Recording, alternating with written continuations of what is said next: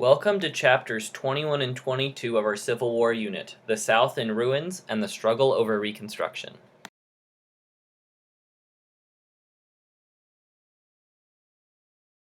Reduced to rubble.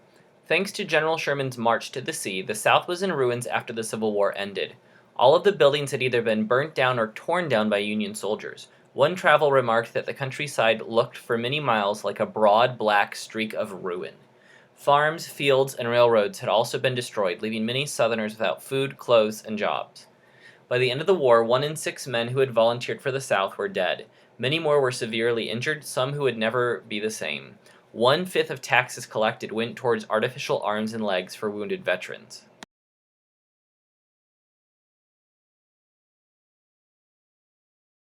No longer a slave. Now that the Civil War had ended, the slaves were finally free. Many slaves left their plantations to explore a world they had never seen before. They wanted to know what it was like to go out on their own without having to ask permission. Other slaves left the plantations to find their relatives. Remember, families would often be split up during slave auctions, some never seeing each other again. This was their first opportunity to reunite. For others, life didn't change too much. They stayed at their plantations, this time for money, in hopes of starting a life for themselves and their family.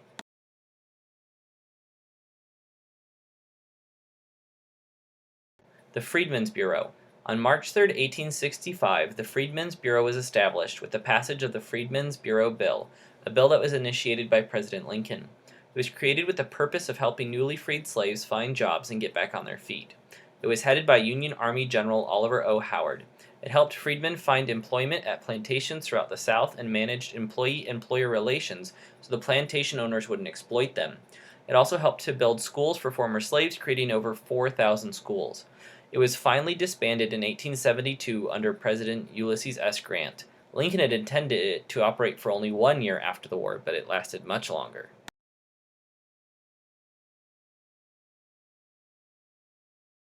Sharecropping. Many former slaves wanted some land for themselves so they could be independent and support themselves. This wasn't possible, though, because it meant taking land that was already owned.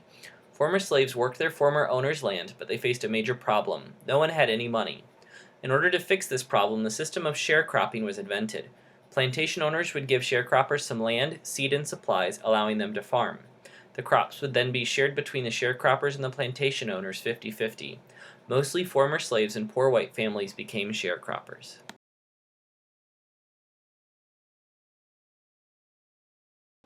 Lincoln's plan for Reconstruction.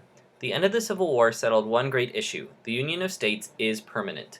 Now that the war had ended, there still remained a larger question: how do you reunite the states? Lincoln had a very simple answer for this question. The war was fought to preserve the Union, therefore it would be reunited as quickly as possible. Lincoln had a few requirements for this to happen. A state had to ratify the 13th Amendment outlawing slavery. They then had to write a new state constitution. Finally, they had to elect a new state government and elect congressmen. While this sounded simple enough, it became difficult with the death of Lincoln.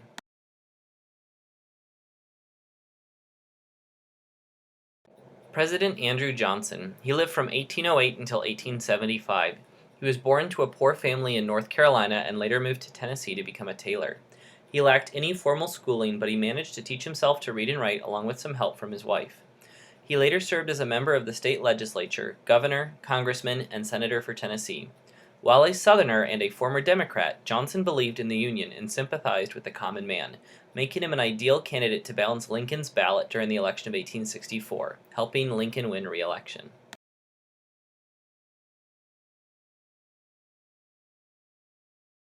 Southerners back in office. Once the former Confederate states started returning to the Union, they began electing new representatives to Congress. The South responded with defiance, too, electing 4 former Confederate generals, 8 colonels, and 6 members of Jefferson Davis's cabinet. Of those elected, the most notable was former Confederate Vice President Alexander Stephens. Stephens had served in Congress before the war and later served as Georgia's governor before his death. He is best known for his cornerstone speech, an address he gave in Savannah after the Confederacy was formed, saying that slavery was the foundation of the Confederacy. He believed that African Americans were inferior and needed to be enslaved, and that it was good for the nation. Also, he looks like a human mummy.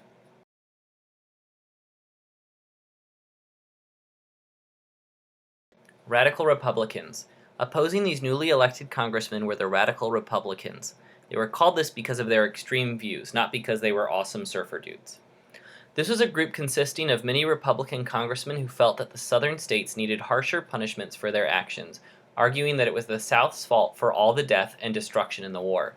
They did not want Southern states to return to the Union as easily because while the South had ended slavery, it still mistreated blacks and had not changed any of its attitudes. These congressmen believed that if these states were allowed to return to the Union without serious consequences, then the Union would not be protecting the rights of African Americans.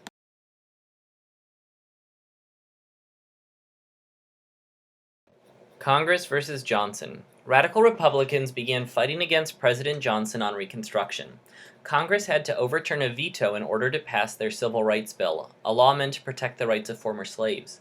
The Radical Republicans then proposed the 14th Amendment, making all slaves citizens. Congress said that this amendment needed to be passed by each Southern state before they rejoined the Union. Johnson disagreed, telling the Southern states they didn't need to do this, causing most of the states to vote against it. During the 1866 congressional election, more radical Republicans were elected, essentially ending Johnson's influence on Reconstruction.